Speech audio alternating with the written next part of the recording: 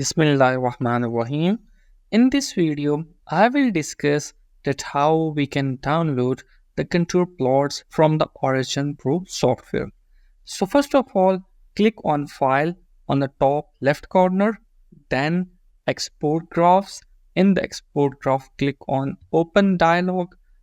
A new window will be opened. In this window, just do three things. First of all, change the image type to tag image file TIF. Then give the name, for example, I say ASDFG. Then path. So where you want to download this on your PC. So I will select local disk D. Click OK. After that, come down. Nothing else to do here. So click OK, then wait.